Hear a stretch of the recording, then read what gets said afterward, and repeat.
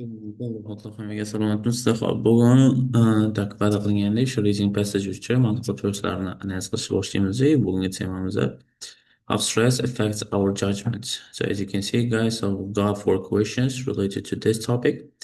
So multiple choice qanaqa savol turi o'zi qiyinmi, qiyin emasmi? Qiyin emas.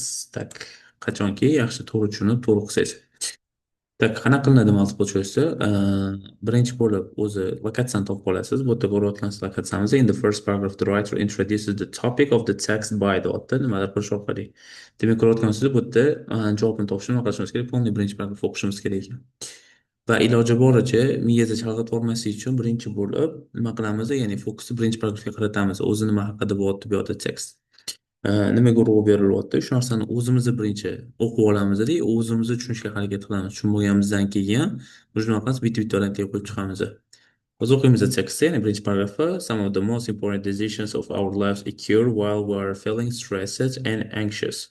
Ko'rayotgan bo'lsanglar, bu yerda asosan biz o'sha muhim qaror qabul qilishlarimizni qachon sodir bo'lar ekan, qachonki biz his qilayotganimiz nimani, stressni yokida o'sha anxious, ya'ni anxiety, charchoqlikni his qilayotganimiz. From medical decisions to financial and professional ones, ya'ni from medical decisions jin olishmi, dori olishmi, boshqa yoki finansiy narsada sovqani aniq topish, ishlatish, shunga o'xshagan narsa professiya bo'yicha. We're all sometimes required to weigh up information under stressful conditions. Biz hammamiz ko'pincha nima qilamiz? O'sha informatsiyani ko'taramiz stressful conditions, ya'ni stressful holatda bo'lgan holatda. But do we become better or worse? Lekin yaxshiroq yoki yomonroq bo'lamiz at processing and using information under such circumstances. Ya'ni mana shunaqa, ya'ni under stressni ko'tarilgan holatimizda biz yaxshiroq bo'lamizmi, yomon bo'lamizmi? Bu yerda asosan ko'rayotgan bo'lsanglar, gap nima haqida ketyapti? Shu gap hamma inson baribir nima qiladi? Ya'ni stressni anaqa qiladi, ya'ni boshdan kechiradi, imashi orqasida qarorlar qabul qiladi, bunaqa deb turib aytib beryapti. Endi nima qilamiz? O'qib bo'ldik, o'zimiz uchun qisqacha, ya'ni o'zimiz uchun headings ham bo'ladi yoki summary qilib oldik. Undan keyin o'sha bitta variantga qo'yib chiqamiz. Birinchi ko'rayotganimiz defines and commonly used terms. Bu yerda ko'rayotgan bo'lsada hech qanaqa commonly used terms haqida informatsiya berayotgani yo'q. Shuning hisobiga nima qilib ketadi? Echib ketadi. Questioning a widely held assumption deyapti. Ya'ni bu yerda widely held assumption ko'pchilik anaqasi, ya'ni ishonadigan anaqasi fikrlari, mana shu narsani savollar berishda boshqa savol bo'lmaydi, lekin uni ya'ni bu hammani fikri emas, ya'ni bu faktik narsani aytib beryapti, ya'ni o'zini fikri ham desak bo'ladi. O'sha hisobiga bu narsa ham nima qiladi? Chiqib ketadi. Mentioning a challenge faced by everyone. Mentioning, ya'ni ko'rayotgan bo'lsa nima qilib beryapti? Ya'ni describe qilib beryapti. Nimani? Challenge. Challenge bu nima bo'lyapti? Stressful situation yoki stressful condition bo'lyapti. Mana mana shu narsa challenge bo'lyapti. Faced by everyone. Faced by everyone. Bu yerda ko'rayotgan bo'lsanglar, ya'ni bu yerda hamma deb turib, ya'ni umumiy qilib turib beryapti. Bo'lishi mumkin. Specify a situation which makes us most anxious. Ko'rayotgan bo'lsanglar, bu yerda ya'ni bu yerda situatsiya haqida bor, bu yerda anxious so'zi ham bor, bu yerda ham ko'rayotgan bo'lsanglar nima bor? Where was it? Where was it? Anxious. Dedi. Mana bu yerda ham bor. No, bitta narsa bor. Ko'rayotgan bo'lsangiz, multiple choice'da o'zida mana shunaqa 50-50 qoladi. Ya'ni ikkita variant oson chiqib ketadi, undan keyin ikkita variant bir-biriga yaqin qoladi. Ko'pchilik bu yerda nima qiladi? Tekst yaxshi tushunmaganlar, bu yerda anxious degan so'zi bor, shu hisobiga anxious sog'lomani turib o'ylaydi. Bu noto'g'ri narsa. Nima qiladi? Ya'ni bu yerda specify situation which makes us most anxious. Ya'ni bizani qachon most anxious qiladigan paytdagi situatsiyani aniqlab aytib beryapti. Bu yerda ko'rayotgan bo'lsangiz, shunaqa situatsiyani aniqlab aytib beryapti. Ya'ni umumiy bizani stressful yoki anxious holatga olib kelib beradigan umumiy deb turib aytib beryapti. Lekin mana bizani ko'proq anxious qilib qo'yadi, mana bizani kamroq qiladi deb turib kategoriyaga bo'lmayapti. Shu hisobiga nima qiladi? D ham chiqib ketadi. Javob nima bo'lyapti o'shanda? C bo'lyapti. Keyingisi hop, ikkinchi anaqaga o'tadigan bo'lsak. Tushuntiramiz. Ikkinchi savolga o'tadigan bo'lsak.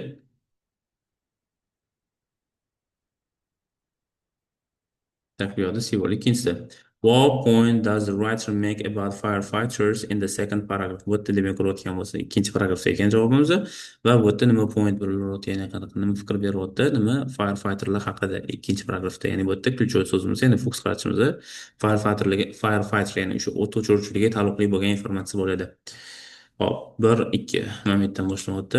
My colleague and I both neuroscientists wanted to investigate how the mind operates under stress. Ya'ni biz mana shu narsani aniqlashga harakat, ya'ni maqsad qildik. miya qanaqa ishlaydi stress bosim ostida. So we visited some local fire stations. Local fire stationga borishyapti. Okay, endi boshlayapti gapimizni. Firefighters the work days are very quiet bit. Some are pretty relaxed. They'll spend their time washing the truck, cleaning equipment, cooking meals and reading.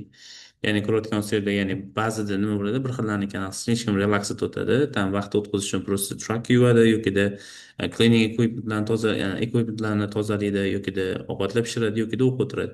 Other daysda boshqa kunlari bo'lsa can be hectic with the numerous life threatening incidents to attend to. Уже bitta situatsiyada o'sha pojarni anaqalar bo'ladi. They'll enter burning homes to rescue trapped residents. O'sha yerda trap bo'lib qolgan ya'ni qolib ketgan anaqalarni aholidan qutqarish uchun kiradi. And I said with the medical emergencies, ya'ni o'sha birinchi yordamlarni ko'rsatadi. This ups and downs, ya'ni ups and downs, ya'ni ups degani downsda, ya'ni bir xil payt relaxing o'tadi, boshqa payt o'sha anaqa bo'ladi, ya'ni har xil holatlar bo'ladi, ya'ni incidentslar bo'ladi. Present the perfect setting. Mana mana shu narsa ko'rsatyapti nimani perfect settingga for an experiment on how people's ability to use the information changes when they feel under pressure. Ko'rayotgan bo'lsanglar mana mana shu narsa perfect setting ko'rsatyapti nima uchun eksperiment uchun. Odamlar qanaqa qilib ya'ni odamlar abilities to use information changeslarni ya'ni o'zgarishlarni qachonki ular under pressureda bo'lib qolganda bosim ostida bo'lib qolganda deyapti. Bu asosiy maqsad nima bo'lyapti nima uchun firefighterlarni o'rganish yaxshiligini aytib beryapti что четкий eksperiment bo'lishini aytib beryapti. Endi anaqadagi variantlarga qaraymiz. The regular changes of stress The regular changes of stress levels in their working lives make them ideal study subject. Bitta ko'rayotgan mana eksperimentimga to'g'ri keladi, anaqaga study subject to'g'ri keladi. Regular changes degani shu ko'rayotgan ups and downslar bo'ladi. Bir kun yaxshi, bir kun yoki anaqa xavotirli bo'ladi. In their working lives they make them ideal subject. Study subject cho'tki kelyapti. Hozir qoldiramiz. The strategies they use to handle stress are particular interest to researchers. Ko'rayotgan bo'lsanglar bu ham o'sha tak strategiyalar haqida shunaqa informatsiya olganimiz yo'q bu yerda, lekin o'sha handle stresslar boshqa narsalar bo'lishi mumkin. Bu yerda lekin ikkinchi narsa interest to researchers, ya'ni boshqa researcherlar haqida hech qanaqa informatsiya berayotgan yo'q hisobiga nima qiladi beach chiqib ketadi polniy. Next, C. Stressful nature of their job is typically of many public service professions, but the stressful nature of their jobs bor. Lekin bu yerda public service professions, ya'ni boshqa professiyalar haqida informatsiya berayotgani yo'q, bu ham chiqib ketadi. Their personalities make them especially well suited to working under pressure. Worried. Bu yerda ko'rayotgan working under stress bor hammasi. Lekin bu yerda главный narsa nima berayotgani, firefighterlarni hech qanaqa personalities haqida informatsiya berayotgani yo'q. Va ularni как momentda personalities anaqa yordam beradi, mana bunga sabab bo'ladi degan informatsiyani o'sha hisobga nima qiladi, bu ham chiqib ketadi. Javob shunday bo'ladi, A bo'ladi. Tak. O'shanda birinchisi C bo'ldi, ikkinchisi A bo'ldi. Так, shunaqa multiple choice qiyin emas. Ya'ni glavniysi nima qilinglar, hozir vaqtinglar bo'ladigan bo'lsa, ancha keyinroq topshirmoqchi bo'lsanglar, shoshmanglar hech qayoqqa. Ya'ni maqsad просто to'g'ri javob topish bo'lmasin-da. Iloji boricha tushunayotgan tekstlardan nimadir olish uchun harakat qilib o'qinglar. O'qinglarda umumiy o'zingiz uchun xulosa chiqarib olinglar. Например, javob S bo'ldi, tak S bo'ldi, tirsaytib keyingisiga o'tib ketmanglar-da. O'tiringlar, ishlanglar, nimaga A bo'lmayapti, nimaga B bo'lmayapti, nimaga C bo'lmayapti, qanaqa holat bo'lganda bunaqa bo'lardi deb turib ishlasanglar ancha yaxshi bo'ladi.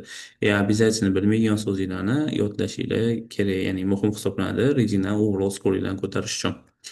Tak. O'shanda C A bo'ldi. Inshaalloh menimcha ancha anaqa bo'ldi, tushunarli bo'ldi. Va bu yoqda 3 bilan to'g'ri qoldi. 3 bilan to'g'ri xuddi mana shunaqa praktika qilish orqali qilsanglar ancha foydali bo'ladi. Ya'ni bu yerda what is writer doing in the fourth paragraph demak bu yerda 1 2 3 4. Mana momentdan boshlanar ekan javobimiz va keyin esa seventh paragraph уже bu 7-chi paragrafda bo'lar ekan. Tak, mana shuni ham qilib qolamiz birodarlar, shu bilan tugatamiz. So what is the writer doing in the first paragraph? 4-chi paragrafda nima deyapti? Tak, bu yerda endi polni o'qib chiqishimiz kerak bo'ladi. Tak, 4-chi paragrafda. This is how we arrived at these results. We asked the firefighters, bitta tepasini qo'rsang yaxshi bo'ladi, shu qanaqa rezultat kelganini. We found the procedure trace acts as a trigger for stress reaction that made the task of processing information easier for firefighters, but only as long as convenient bad news. Okay, good. But then yaxshi news, yomon news. This is how we arrived at these results. We asked the firefighters to estimate their likelihood of experience. Estimate qilishni so'rashgan ekan, ya'ni duch kelishi mumkin bo'lgan experiencelarni, ya'ni ko'rayotgan bo'lsanglar har xil 40 xil har xil anaqa bo'lyapti hayotida duch kelishi mumkin hodisalar. Such as being involved in an accident or becoming victim of car fraud. Ya'ni bu yerda shu to'g'ri rostdan anaqaga nima yonayotgan joyga borish yokida anaqaga uchrab qolish. Tam yolg'on qo'ng'iroq bo'lishi mumkin. O'shanga o'xshagan narsaga uchrab qolish. Bu yerdan game them either good news, yaxshi anaqa good news berdi, that likelihood of experiencing these events was lower than they had thought. Ya'ni yaxshi news deb berdi, ya'ni o'ylagandan ko'ra anaqa kamroq holatda bo'ladigan. Or bad news that it was higher. Bu ko'proq bo'lgan. And asked them to provide new estimates va ulardan so'radi işte yangi estimatelarni provide qilishni deb turib beradi. Endi bu yerda ko'rayotgan bo'lsanglar, asosan nima qilinmoqda bu yerda işte nimalar qilinganligi, qanaqa tam anaqa nima desa bo'ladi. Har xil holatda berganligini, nimani savolni berishi, boshqa qilishiga hamma narsasini etapini tushuntirib berishadi. И bu yerda так,